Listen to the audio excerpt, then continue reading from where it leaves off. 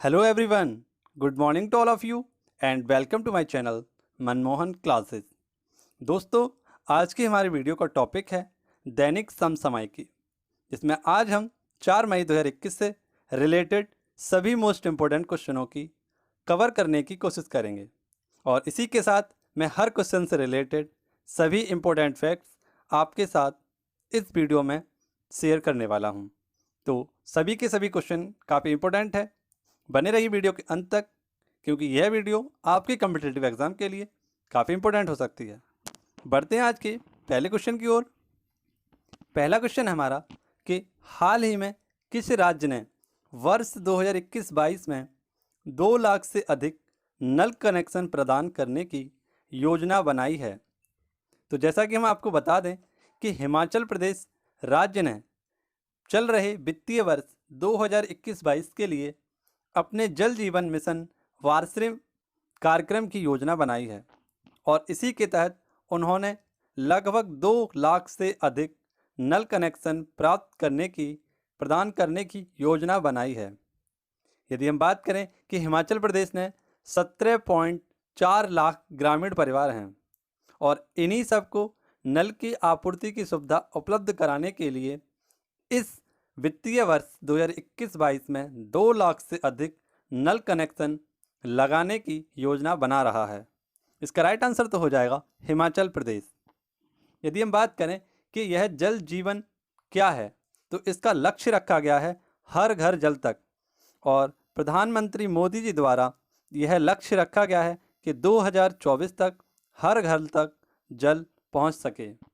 यानी कि 15 अगस्त 2019 को प्रधानमंत्री मोदी जी द्वारा जल जीवन मिशन की शुरुआत की गई थी, जिसका उद्देश्य रखा गया था हर घर जल, और 2024 तक इस मिशन के माध्यम से सभी को जल प्राप्त हो सके।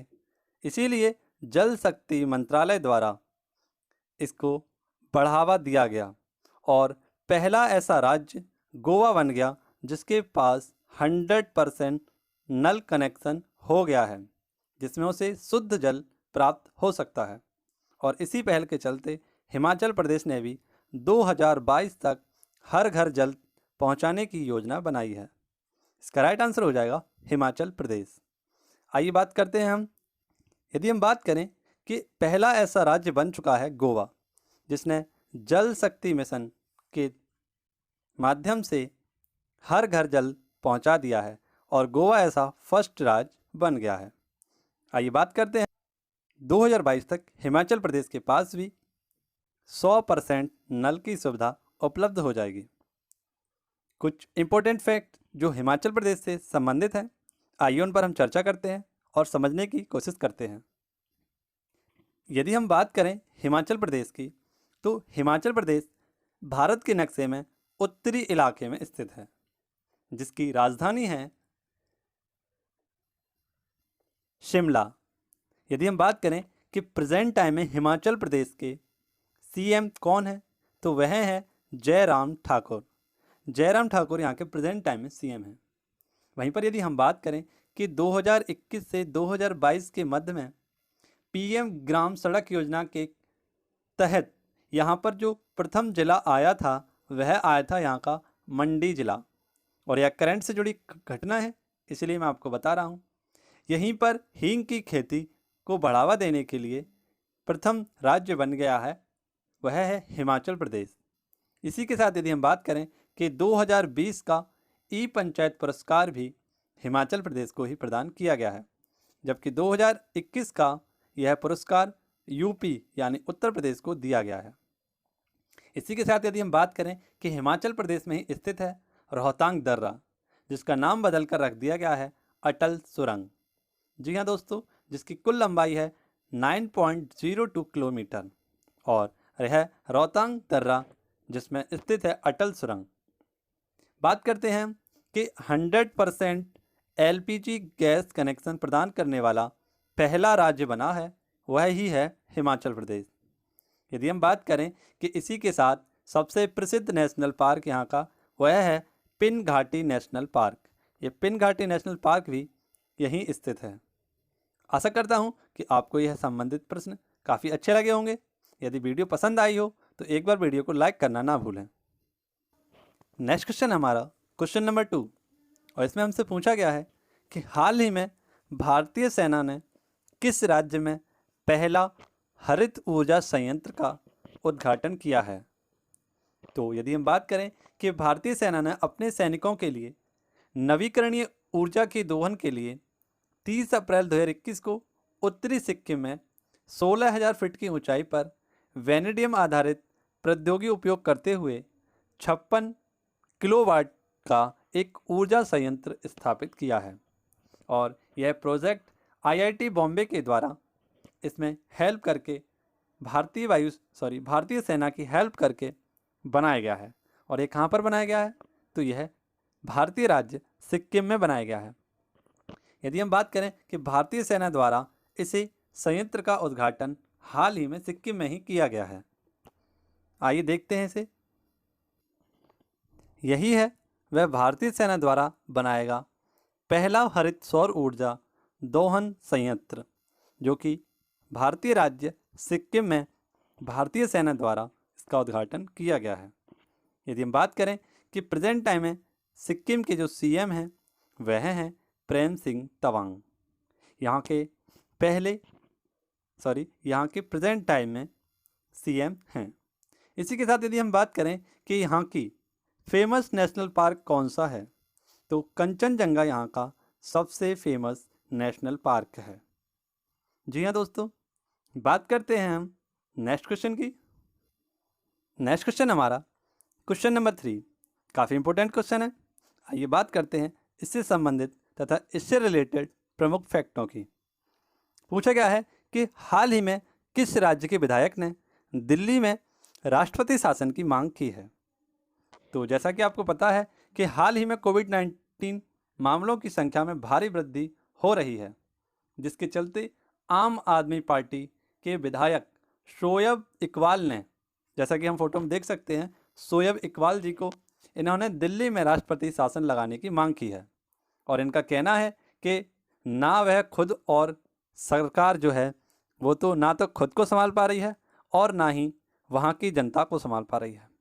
कोविड-19 की दूसरी लहर लोगों के लिए काफ़ी नुकसानदायक साबित हो रही है और इसी के चलते मोहम्मद इकबाल ने यहाँ पर इस राष्ट्रपति शासन की मांग की है। तो यह आप जनता पार्टी यानी कि आम आदमी पार्टी के विधायक हैं और इन्हीं के द्वारा इसकी मांग की गई है। यदि हम बात करें कि राष्ट्रपति शासन क्या होता है, तो राष्ट्रपति शासन का मतलब है यह भारतीय अनुच्छेद यानी भारतीय संविधान के अनुच्छेद 356 के तहत लगाया जाता है। यह क्यों लगाया जाता है, तो किसी राज्य में जब ऐसी स्थिति उत्पन्न हो जाती है कि राज्य सरकार संविधान के प्रावधानों के अनुसार शासन नहीं चला पाती है, तो उस राज्य में आर्टिकल 356 के तहत राष्ट्रपति शासन लगा दिया जाता है और इसे राज्य आपातकाल अथवा संवैधानिक आपातकाल भी कहा जाता है। और यह आर्टिकल 356 के तहत कार्य करने लगता है, जिसमें राष्ट्रपति का एक प्रतिनिधित्व बनकर राज्यपाल उस राज्य का प्रतिनिधित्व करता है। इसी के साथ यदि हम बात करें कि राष्ट्रपति शासन लगने की कम से कम अवधि जो होती है वह 6 महीने तथा इसको बढ़ाकर अधिकतम 3 साल तक रखा जा सकता है। इसमें यदि हम बात करें कि राज्य में जारी राष्ट्रपति शासन की घोषणा राष्ट्रपति द्वारा की जाती है और रद्द करने का भी काम राष्ट्रपति का ही होता है। और यदि आपको याद रखना है तो आर्टिकल 356 को आप याद रखें कि राष्ट्रपति शासन आर्टिकल 356 के तहत ही लगता है। यह रिलेटेड फैक्ट आपके लिए काफ़ी इंपॉर्टेंट हो सकता है। आइए देखते हैं ये हैं शोएब इकबाल जी, जो कि आम आदमी पार्टी के प्रेजेंट टाइम में विधायक हैं। और जब विधायक ही ऐसी बात कहेगा कि राष्ट्रपति शासन कोविड-19 के दौरान लगना चाहिए, तो आप समझ सकते हैं उस यूटी की हालत क्या होगी, वहाँ की जनता की हालत क्या होगी। इसीलिए द हिंदू न्यूज़ ने इस न्यूज़ को प्रकाशित किया और आज हम आपको इसको बता रहे हैं। जब जनता का कोविड-19 के समय बिस्तर न मिल पाना, कोविड-19 मरीजों की मृत्यु हो जाना, नागरिकों को सही उपचार न मिल पाना, तो उच्च न्यायालय के द्वारा कुछ पक्ष रखे गए हैं कि यदि इन चीज़ों पर ध्यान दिया जाता है तो राष्ट्रपति शासन की घोषणा नहीं की जा सकेगी। आशा करता हूँ आपको यह क्वेश्चन समझ में आया होगा। बात करते हैं हम नेक्स्ट क्वेश्चन की। नेक्स्ट क्वेश्चन हमारा गाइस क्वेश्चन नंबर 4, और आइए समझते हैं इस क्वेश्चन को। पूछा गया है कि हाल ही में कौन सा देश नेट जीरो उत्पादन मंच में शामिल हुआ है। तो नेट जीरो उत्पादन मंच यह एक ऐसा मंच है जिसका उद्देश्य होता है कार्बन उत्सर्जन को कम करना। यदि कार्बन उत्सर्जन को बढ़ाया जाता है तो उतने ही कार्बन उत्सर्जन को आपको कम करना पड़ेगा, और इसी को कहते हैं नेट उत्पादन मंच। इस मंच में पहले से ही 4 देश शामिल हैं, जिसमें अमेरिका, कनाडा, नॉर्वे और कतर। यानी एक बार मैं और रिपीट कर देता हूँ, अमेरिका, कनाडा, नॉर्वे और कतर, इनमें यह देश शामिल है। और हाल ही में इसमें नया देश सऊदी अरब शामिल हो गया है। यानी हम बात करें कि विभिन्न देशों में अपनी अर्थव्यवस्था को प्रदूषण फैलाने वाले कोयले और गैस व तेल से चलने वाले बिजली स्टेशनों की जगह यहाँ पर पवन या सौर ऊर्जा फार्म जैसे वस्तुओं या संयंत्रों का प्रयोग करना चाहिए, जिससे कार्बन उत्सर्जन में कमी आएगी। और हाल ही में इस मंच में शामिल हो गया है सऊदी अरब। आइए देखते हैं the mu zero production form को, यह क्यों। ये है नेट जीरो प्रोडक्शन फॉर्म, जिसमें हाल ही में यह दर निकाली गई है, और इसके चलते बताया गया है कि विकसित देशों द्वारा कार्बन की उत्सर्जन में काफ़ी भूमिका रही है, और इसी को कम करने के लिए वर्तमान में इस वैश्विक स्तर पर कार्बन तटस्थता की स्थिति को मजबूत बनाने के लिए इसमें सऊदी अरब को भी ऐड कर लिया गया है। आइए बात करते हैं हम सऊदी अरब की, और सऊदी अरब से बनने वाले सारे क्वेश्चनों की हम चर्चा करेंगे। यदि हम देखें कि वर्ल्ड मैप में यूएई कहाँ पर स्थित है, तो यह वर्ल्ड मैप में मध्य एशिया में स्थित एक देश है। आइए जूम करके समझते हैं इसके प्रमुख फैक्टों को। तो ये है यूएई, जैसा कि आप पीले कलर में देख सकते हैं, ये पूरा का पूरा यूएई देश है, और यह मध्य पूर्वी एशिया में स्थित एक देश है। 1873 से 1947 तक यह ब्रिटिश भारत के अधीन रहा था। इसके बाद इसका शासन या संचालन लंदन के विभाग से चल रहा था। यदि हम बात करें कि यूएई, इसका सबसे बड़ा नगर है दुबई। दुबई यहाँ का सबसे बड़ा नगर है। वहीं पर यदि हम बात करें कि यूएई की राजधानी कौन सी है, तो अबू धाबी, जैसा कि आप देख सकते हैं अबू धाबी यहाँ की राजधानी है। वहीं पर इसकी मुद्रा का नाम है दिरहम, और इसकी राजधानी, जैसा कि हम मैप में भी देख सकते हैं, स्टार लगा है अबू धाबी।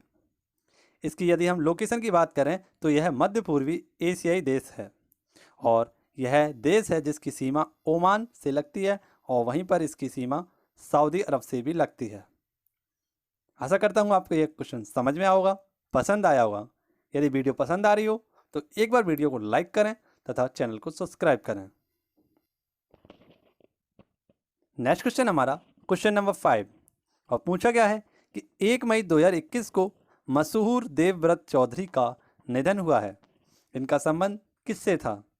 तो जैसा कि आप देख सकते हैं कि इनका संबंध तो था सितार वादक, लेकिन यह संगीत से संबंधित थे।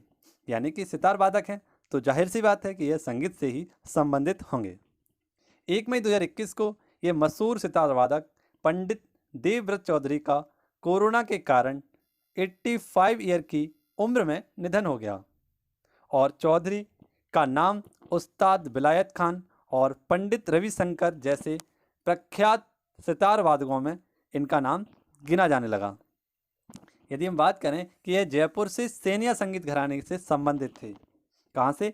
तो यह जयपुर के सैनिया संगीत घराना से संबंधित थे, जिसे तानसेन के परिवार वंशजों द्वारा शुरुआत किया गया था, जो ध्रुपद गायन के काफ़ी अच्छे और सुगम्य गायक थे। तानसेन जी, उनके पूर्वजों द्वारा इस घराने की नींव रखी गई थी।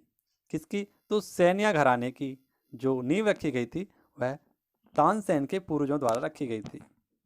यदि हम बात करें कि देवव्रत जी की, तो आइए देखते हैं इन्हें। ये हैं पंडित देवव्रत चौधरी, जिनका हाल ही में 85 ईयर की उम्र में कोविड-19 के चलते निधन हो गया। जैसा कि महीने की शुरुआत हुई है और महीने की शुरुआत से ही सबसे बड़ी खबर हमने सुनी, जिसका हमने कुछ दिन पहले जिक्र भी किया था। पूर्व टीवी एंकर यानी टीवी एंकर रोहित सरदाना जी का भी हाल ही में 30 अप्रैल को निधन हुआ था हार्ट अटैक के चलते।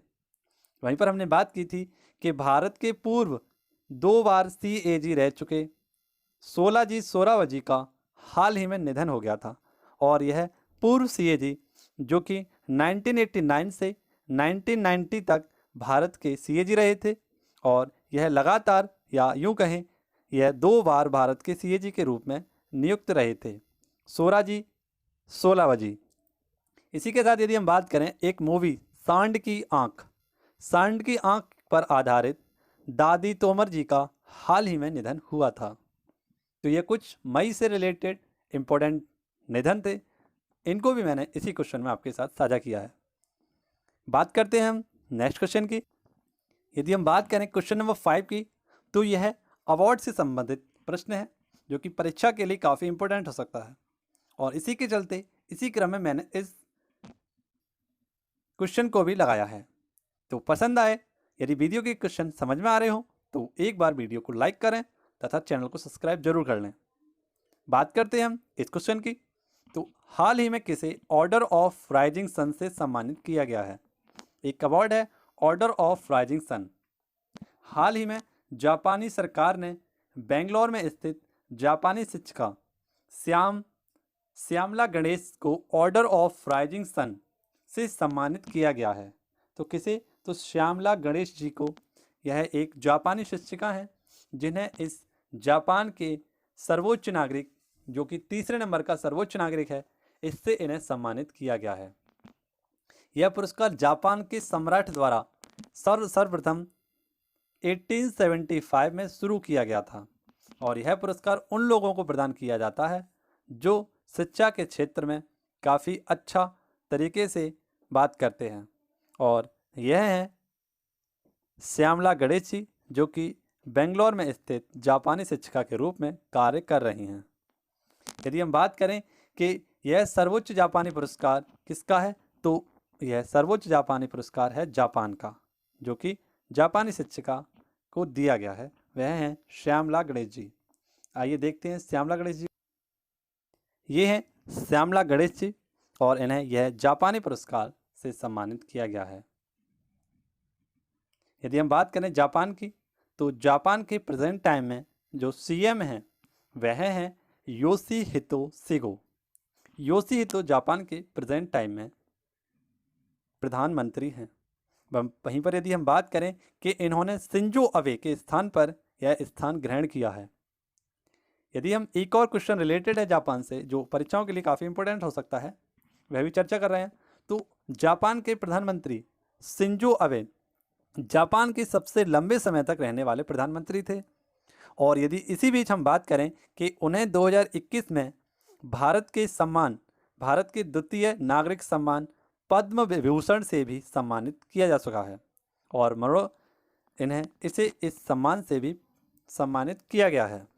तो जापान यह निप्पनों का देश है, जिसे राइजिंग सन का भी नाम दिया जाता है। आशा करता हूँ आपको यह क्वेश्चन भी समझ में आएगा। बात करते हैं हम नेक्स्ट क्वेश्चन की। नेक्स्ट क्वेश्चन है हमारा क्वेश्चन नंबर 7, और आगामी परीक्षाओं की दृष्टि से काफ़ी इंपॉर्टेंट क्वेश्चन है। तो आइए चर्चा करते हैं इस क्वेश्चन पर भी। क्वेश्चन है हमारा कि हाल ही में केंद्रीय मंत्रिमंडल ने किसे भारतीय रिजर्व बैंक का डिप्टी गवर्नर बनाने की मंजूरी प्रदान की है? तो जैसा कि हम बात करें कि RBI reserve bank of India, इसमें प्रावधान है कि 1 गवर्नर तथा 4 डिप्टी गवर्नरों की नियुक्ति की जाती है। यदि हम बात करें कि इसमें अभी प्रेजेंट टाइम में जो गवर्नर हैं वह है शक्तिकांत दास, और इसी क्रम में 4 डिप्टी गवर्नरों की यदि हम बात करें तो माइकल पात्रा, राजेश्वर राव और मुकेश जैन, ये प्रेजेंट टाइम में डिप्टी गवर्नर हैं। और इन्हीं तीनों में शामिल किए गए हैं हाल ही में T. रविशंकर। और केंद्रीय मंत्रिमंडल की मंजूरी के दौरान इन्हें 4 डिप्टी गवर्नरों में शामिल कर लिया गया है। आइए देखते हैं टी रविशंकर जी को। तो ये हैं टी रविशंकर जी, जिन्हें हाल ही में आरबीआई का चौथा डिप्टी गवर्नर चुन लिया गया है। यदि हम बात करें कि आरबीआई की, तो आरबीआई से संबंधित कुछ प्रमुख फैक्ट हमारे लिए काफ़ी इम्पोर्टेंट हो सकते हैं, इन पर भी हम चर्चा करते हैं। यदि हम बात करें RBI, reserve bank of India, इसकी स्थापना वर्ष 1934 के एक्ट से हुई थी, जिसकी सिफारिश शाही आयोग या यंग हिल्टन आयोग के द्वारा की गई थी और 1 अप्रैल 1935 में इसकी स्थापना कर दी गई, जिसके पहले गवर्नर बनाए गए थे ऑसबॉर्न स्मिथ और इसके पहले भारतीय गवर्नर बनाए गए वह थे सीडी देशमुख। इसी के साथ यदि हम बात करें कि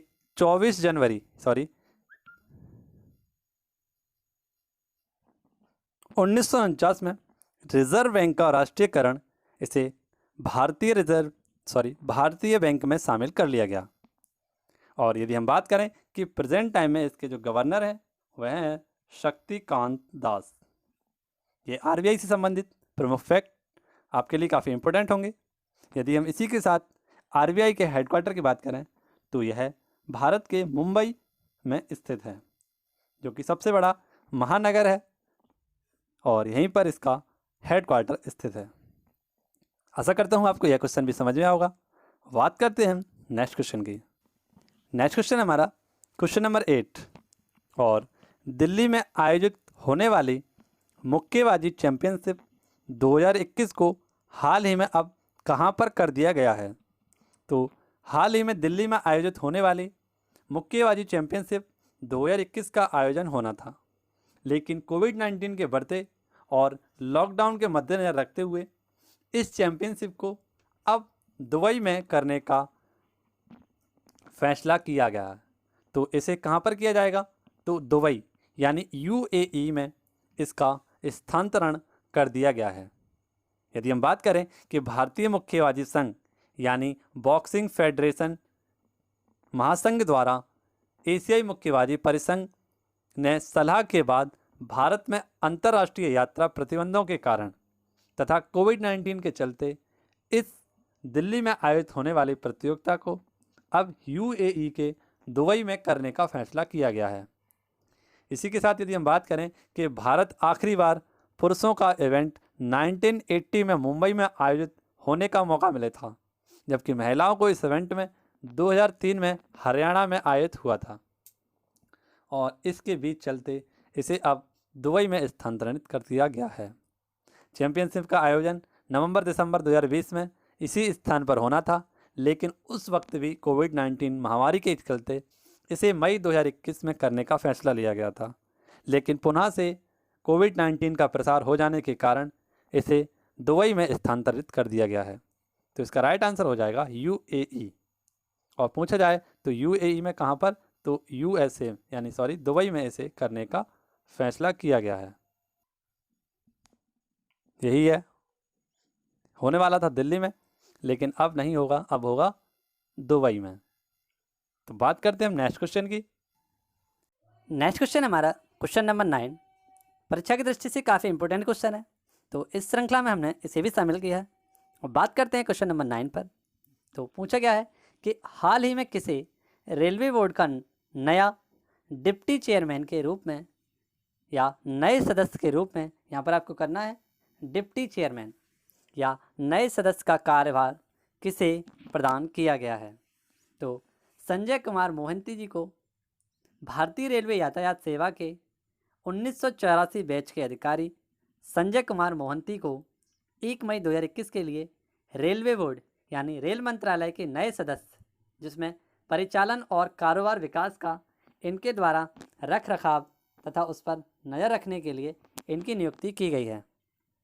यदि हम बात करें संजय कुमार मोहंती जी की, तो यह भारत सरकार के पदेन सचिव का पदभार भी संभाल चुके हैं।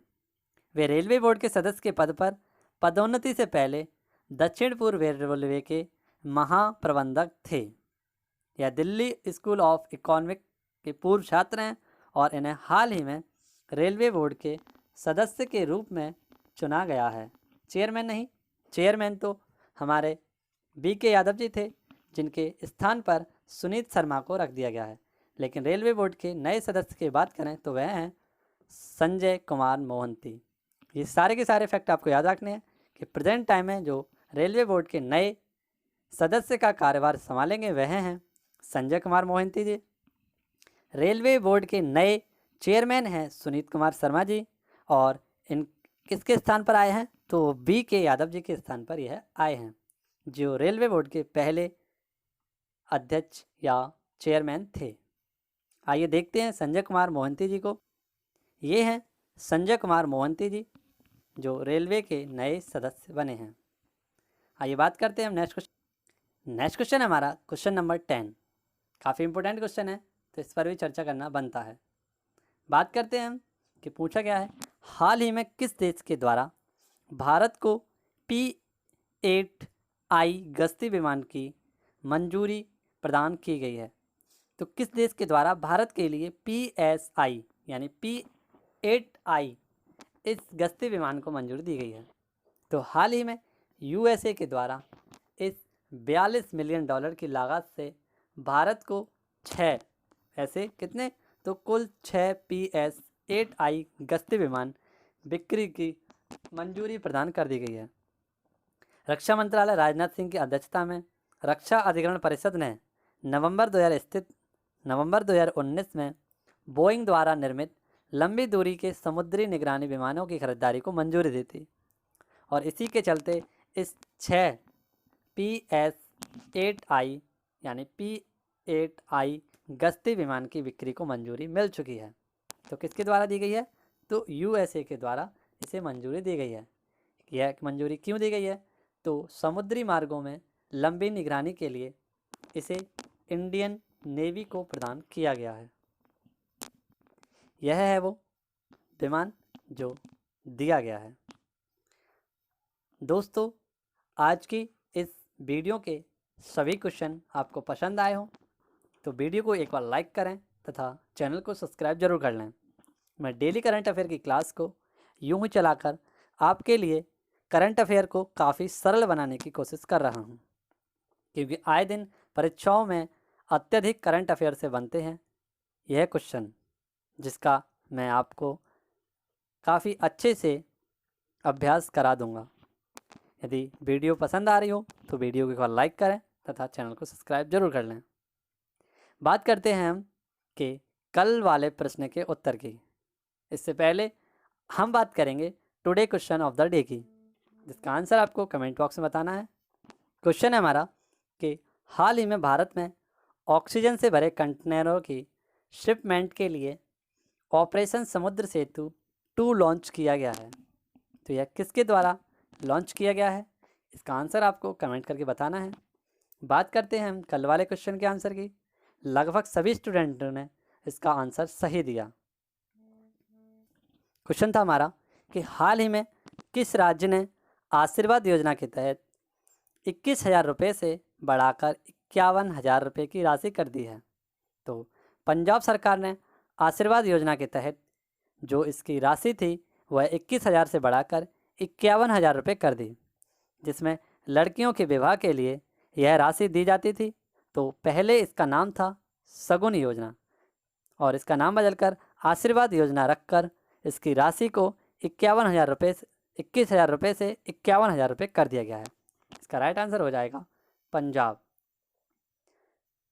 लगभग सभी स्टूडेंटों ने इसका आंसर सही दिया था। यदि इसके अलावा मैं इस वीडियो और अन्य वीडियो की PDF आप हमारे फेसबुक पेज पर पोस्ट करके कर दी गई हैं, और उनसे आप इसे प्राप्त कर सकते हैं। यदि वीडियो पसंद आई हो तो वीडियो को एक बार लाइक करें तथा चैनल को सब्सक्राइब करें। मिलते हैं नेक्स्ट वीडियो में। धन्यवाद।